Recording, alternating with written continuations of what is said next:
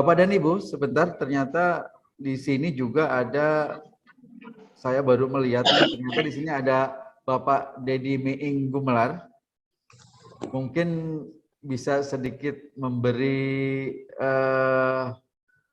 celoteh khas yang sangat inspiratif biasanya, bisa memberikan insight yang lebih dari keadaan masyarakat kita, apalagi dengan melihat tadi cerita Pak Gus Fialdi dan cerita Pak Yanis Tiadi, bagaimana mereka meyakinkan masyarakat untuk berubah sehingga masyarakatnya bisa menjadi ikut turut serta menjadi pelaku usaha sebenarnya. Pelaku usaha, walaupun itu adalah pelaku usaha, dan akhirnya terbukti meningkatkan kesejahteraan masyarakat di wilayah tersebut.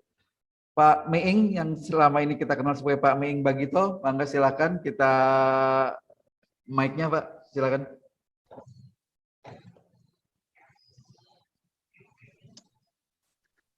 Ya, terima kasih. Bisa didengar? Bisa Pak, silakan. Ya. Bismillahirrahmanirrahim. Assalamualaikum warahmatullahi wabarakatuh. Assalamualaikum warahmatullahi wabarakatuh. Selamat pagi Kang Aden. Pagi. Selamat pagi Pak Guntur, kalau menyimak juga Mbak Ila mungkin ya. Ya. Saya mohon maaf, mungkin baru kali minggu ini agak kosong nih. Biasanya saya terima kasih. Sudah hampir 3 minggu ya saya absen. Iya, betul nih, 3 minggu nih. Selamat pagi Pak Wali Nagari, Pak Gus, Pak Fialdi. Selamat pagi Pak. Bang, ya. Selamat pagi Bang. Saya kira Pak Wali Nagari ini orang Jawa Timur karena pakai Gus, biasanya turunan ningratnya Jawa Timur ini. Ya, seperti Ketua PBNU itu kan mesti Gus gitu kan. Nah, Gus ya. Selamat pagi, Sugeng Enjang, Pak Yani. Pak Yani di Klaten ya? Di mana itu? Di Klaten. Iya. Terima kasih sekali yang disampaikan oleh Pak Wali Nagari ini, atau Pak Kades ya kalau di Jawa ya? Betul. Iya, benar Pak. Ya Pak Wali, saya kebetulan entah 3-4 tahun yang lalu saya juga pernah ke 50 kota di Payakumbuh itu ya. Iya. Ya. Nama kabupatennya 50 kota, walaupun kotanya tidak sampai 50 sebetulnya. Iya benar. Ya Pak Wali. Ya, Pak. Saya pernah berkunjung sampai ke tempat latihan para layang itu Pak, di 50 kota itu, di daerah mana itu saya lupa itu, dengan Pak Bupati. Oh, di daerah Nagaritai. Ya, daerah dataran tinggi. Saya dulu sempat menjadi duta koperasi, jadi saya keliling ke daerah-daerah itu di sana. Nah, oke. Saya ingin menyoroti apa yang disampaikan oleh Pak Wali Nagari. Saya kira hebat. Saya memberikan apresiasi kepada Bapak dan Ibu dari Wali Nagari. Seringkali saya sampaikan, kepala desa, camat, bupati, wali kota, gubernur, bahkan presiden, sesungguhnya bukan sekedar penguasa atau pemerintah dalam pengertian memerintah, tapi dia, Pak Wali Nagari ini berhasil dari unsur-unsur kepemimpinannya ini, diantaranya adalah menjadi tools of social engineering gitu Kang Aden. Jadi Wali Nagari ini menjadi alat penggerak sosial sebetulnya. Jadi perspektif saya dari perspektif budaya nih Pak Wali. Ya, Pak. Kenapa maju? Saya kira sangat tergantung kepada leadership-nya. Jadi manajemen desa itu, ya seperti yang Pak Yani katakan itu dibutuhkan manajerial yang cukup. Selain leadership juga harus butuh gagasan. Ya, gagasan ini paling penting. Jangan cuma waktu pada kepala desa atau bupati wali kota waktu nyalon dengan janji-janjinya, bahkan presiden janji-janjinya, tapi tidak terpenuhi ketika ini. Ini saya kira membuktikan bahwa Wali Nagari mutlak selain di dalam manajemen itu memahami leadership, tapi juga memiliki gagasan. Ini penting. Kalau ini gagasan tidak ada, tidak mungkin muncul. Tidak mungkin muncul perintah atau ajakan atau contoh atau himbauan kepada masyarakatnya untuk membuat perkebunan jeruk. Tentu analisisnya ada. Pasti melibatkan mungkin entah dinas pertanian, entah apa. Kira-kira lahan kosong di Payakumbuh atau di 50 kota ini, di nagarinya Pak Wali ini, yang cocok apa sih? Sigma tanah atau kontur tanahnya yang cocok untuk apa tanaman? Pak Wali menanam jeruk, memang habitat jeruknya memang cocok dengan tanahnya misalnya. Kenapa tidak menanam durian? Mungkin tidak cocok durian itu. Nah, itu satu hal, itu teknis saya kira. Tetapi yang paling penting di sini membuktikan bahwa ini adalah, kalau Pak Yani bilang jangan ajak sejahtera orang lain kalau kita belum sejahtera. Ini tugas pemimpin. Sejahtera atau tidak sejahtera, saya kira Pak Wali nggak mungkin bisa nyalon kepala desa kalau tidak sejahtera hidupnya, karena butuh modal juga paling tidak. Gitu. Jadi Pak Wali, kalau di Sumatera Barat saya tidak banyak komentar karena secara sosial kultur, secara stereotip Kang Aden, salah satu stereotip suku bangsa Indonesia yang muncul dan unggul adalah orang Sumatera Barat. Boleh dilihat dari sektor apapun. Ini adalah aspek sosiologis. Aspek sosiologis orang Sumatera Barat itu memang muncul. Mereka biasa mandiri kok. Sebut saja, boleh tanya sama Pak Wali Nagari, ada nggak orang laba di sana? Alfamart, Indomaret, nggak bakalan ada. Mereka mandiri jualan, percaya diri gitu loh. Nah itu satu kekuatan. Yang kedua, mereka sudah terbiasa dari nini wamahnya ada adat istiadat yang dimana mereka merantau, mandiri, mereka berjuang di luar apa. Jadi kalau misalnya orang Padang itu berhasil di luar, apalagi harusnya di dalam negeri itu berhasil lagi. Walaupun jumlahnya lebih sedikit daripada orang Padang yang ada di luar. Itu secara budaya loh. Orang Padang itu kekuatan. Sebut siapa di negeri ini yang ikut mendirikan republik ini yang bukan orang Padang. Muhammad Hatta, orang Sumatera Barat, wakil presiden. Sultan Syahrir, Agus Salim, Profesor Hamka, Emil Salim, Ajwar Anas, semua tokoh orang sana. Sultan Takdir Ali Sabana, ayo tokoh pendidikan dan budaya. Semuanya. Orang Padang itu yang gagal cuma satu. Malin Kundang, karena itu durhaka sama orang tuanya. Betul kan? Ya kan? Coba Malin Kundang setelah berhasil tidak durhaka sama orang tuanya, nggak mungkin jadi batu tuh. Iya. Gitu. Jadi artinya aspek sosiologis mendukung orang Sumatera Barat yang ada. Nah itu satu. Kedua, dibutuhkan leadership yang untuk bisa menjadi tools of social engineering tadi, menjadi alat penggerak sosial. Gitu loh. Pemerintah sebetulnya kayak gini loh, ngasih contoh turun. Bukan cuma mau kampanye. Misalnya ada tokoh, hujan-hujan nanam padi, mana ada orang hujan nanam padi. Itu juga udah salah gitu loh. Ya kan? Hanya karena pengen dipuji rakyat buat dia. Nah kalau misalnya contoh, ada pemimpin ngomong soal pertanian. Kok ketika beras impor dia diam aja nggak ngomong? Itu bukan pemimpin tuh. Justru kayak Pak Wali Nagari inilah maksud saya gitu. Ya kan? Memberikan contoh. Cuma Pak Wali mungkin, Pak Wali Nagari ini Pak Gus, mungkin di dalam, sekarang eranya berubah nih. Sekarang sudah era digital. Perilaku masyarakat di desa sekalipun sudah berubah. Semuanya orang pegang ini loh. Dunia dalam genggaman. Ya kan? Di tangan ini. Kenapa? Perilakunya selalu dokumentatif sekarang. Mau pengajian, foto selfie. Ya kan? Mau piknik, apalagi selfie. Nah, budaya-budaya ini sebaiknya dimanfaatkan. Misalnya, ketika mau menanam, mungkin minta advice, ya, minta saran dari Dinas Pertanian dan Dinas Pertamanan. Agar apa? Menanam jeruknya dengan landscape yang mungkin rekreatif, gitu, bentuknya. Enggak secara alam aja. Tadi kan Pak Kang Aden nanya, seragam jaraknya. Ya kan? Bukan hanya seragam, tapi menanamnya mungkin landscape-nya lebih pada advice orang pertamanan. Karena jeruk itu juga bisa menjadi tanaman yang bukan hanya sekedar buah, tapi juga bisa menjadi landscaping. Ya, betul. Bisa unsur-unsur artistiknya dapat. Unsur artistiknya dapat gitu. Estetiknya dapat gitu. Lalu proporsinya dapat. Sehingga dibutuhkan ahli-ahli pertamanan. Agar apa? Jeruk ini bukan pohon durian atau pohon jati. Jeruk ini masih bisa di-create sedemikian rupa sehingga menjadi sebuah taman yang indah. Apalagi kalau buahnya seragam kuning misalnya, kan jadi bagus gitu. Kenapa di Belanda bunga tulip begitu indahnya? Kan ditata nanamnya, nggak acak-acakan. Nah kalau jeruk ini juga ditanamnya secara rapi, apalagi memenuhi unsur-unsur landscaping gitu, pertamanan gitu, mungkin akan jauh lebih bagus. Disitulah menjadi apa? Satu nilai ekonomi untuk sport di mana Instagramable misalnya. Sehingga orang bayar itu bukan hanya, mungkin di rumah dia juga ada pohon jeruk, tapi ketika datang ke Taman Jeruk Pak Wali Nagari ini, atau yang masyarakat di sana, itu menjadi lain. Gitu loh. Oh, di sana jeruknya beda. Tanamannya betul, bukan hanya ansih, orang hanya ingin mengambil jeruk, tapi berfoto pun begitu indahnya, artistiknya, estetiknya. Nah dari unsur itu Pak Wali, saya kira juga diperhatikan. Kemudian unsur-unsur yang lainnya bahwa ini unsur, kan tadi sudah masuk yang kalau apa namanya bulan promo mendapatkan 1.000 misalnya. Ya. Mereka itu jangan hanya mendapatkan mereka masuk ke lokasi karena dipagar lalu bayar dia masuk, bukan itu, gitu loh Pak. Tapi Ya, ada ya. nilai yang dia bawa, ya kan? Nah ini Pak Kades ini atau Pak Wali Nagara ini bukan hanya pemerintah atau memerintah di desa ini, Ya. tapi menjadi uswah, menjadi contoh gitu loh. Menjadi contoh bagi masyarakatnya ini penting.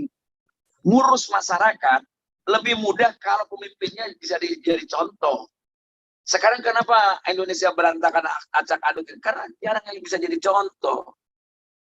Hanya ngambil keuntungannya sendiri. Saya dengar tadi bangga sekali bahwa Kades atau Pak Wali Nagara ini kantornya tidak memungut biaya sedikit pun. Suatu saat Bapak harus mendapatkan secara fair, terbuka dari masyarakat, dirundingkan bagaimana skemanya gitu. Paling nggak menjadi PAD bagi desanya misalnya gitu loh. Pendapatan asli daerahnya itu kan mendapatkan dampak ekonomi Pak mereka. Tapi jangan dipersulit. Nah, lalu didorong, diberikan contoh-contoh. Tapi paling tidak saya kira ada dua unsur, ada dua hal tadi. Bahkan 3 hal tadi. Pertama adalah faktor atau aspek kepemimpinan dari kepala desa, dari wali nagari dan aparaturnya. Ya.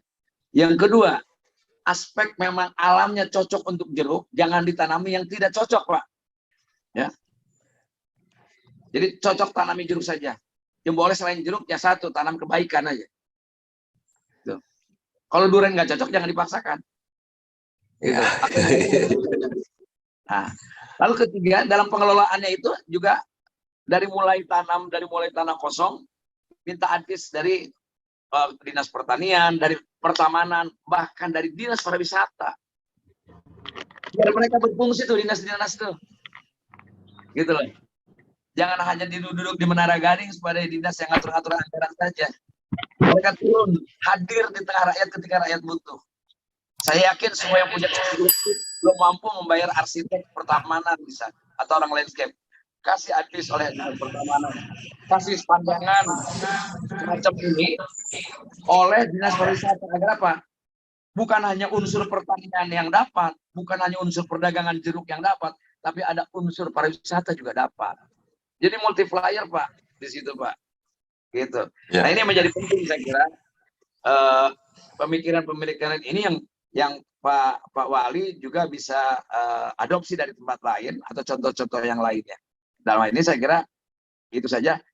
Yang satu hal lagi, saya yakin nagari-nagari yang lainnya ketika melihat contoh di apa namanya di nagari ini apa namanya Pak? Desanya apa namanya? Andiang. Andiang ini di daerah Andiang ini akan menjadi contoh.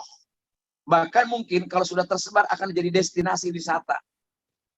Entah orang di luar 50 negara, entah itu dari apa namanya Padang Panjang, dari mana mungkin mana Pariaman atau dari mana, mereka akan datang. Bahkan dari Sumatera Utara mungkin. Ya kan? Jadi saya kira ini menjadi penting. Kemudian tadi soal tulisan Jerman itu Pak, aslinya Jerman itu tulisannya pakai huruf G kan, tapi di Indonesia kan sudah jadi Jerman, cuman D-nya kalau bisa di sini dibuang saran saya, biar enak. Jadi jeruk manis bukan jeruk mandis. Gitu. Karena huruf D-nya ketinggalan, akronimnya nggak dapet tuh. Supaya jadi branding juga gitu. Supaya jadi branding, oh nulisnya Jerman aja, jeruk manis. Contoh misalnya gini, di Kuningan itu kan ada juga jeruk nipis itu, Jennifer tak? Jennifer ada. Jennifer kan keren namanya, seolah-olah orang barat. Padahal itu jeruk nipis, gitu. Nipis peras. Jeruk nipis peras, gitu. Dibotolin. Jadi kalau Pak Wali ke Kuningan Jawa Barat, boleh studi banding itu. Oleh-oleh khas kita tuh ada saya kira ada 2 ya, Kang Aden ya. Pertama Jennifer, jeruk nipis peras. Yang kedua tape ketan, betul nggak? Tape ya. Kasih oblong gitu ya. Nah itu bisa menjadi kekuatan. Selain wisata juga adalah ikon daripada daerah atau dari desa atau dari negari. Kalau orang sekarang secara umum siapa sih nggak kenal di Sumatera dari Sabang sampai Merauke, siapa yang tidak mengenal restoran Padang? Siapa yang tidak mengenal Padang misalnya? Pasti mengenal semua lah. Ya, karena ikonnya cukup kuat. Siapa yang tidak mengenal gudeg Yogyakarta misalnya, atau bakpia Jogja, itu sudah jadi ikon. Nah, besok mungkin saran dari Pak Yani itu bagus juga. Barangkali kalau overload produksinya tidak terserap oleh publik, oleh pasar, maka dibutuhkan apa namanya buat minuman segar agar diawetkan gitu loh. Jadi bisa dikirim kalau jeruk kan kalau dikirim ke Jawa mungkin saja bisa membusuk di kapal karena butuh waktu yang pendek. Sementara distribusi mungkin butuh waktu yang panjang. Nah, kemudian dibotolkan seperti Jennifer tersebut. Entah itu misalnya jeruk manis peras misalnya atau apa, kita carikan namanya yang bagus dengan desain yang bagus dan menjadi produk. Dan tidak menutup kemungkinan kalau jumlah produknya sudah banyak sekali, luasnya beribu hektar, itu investor akan tertarik untuk mendekatkan pabriknya ke sana untuk bisa membuat pabrik kalengan. Jadi saya kira lebih berkembang lebih besar lagi. Nah, sifatnya ya itu bisa Bapak angkat dan ya apa sih sistem plasma itu gitu loh.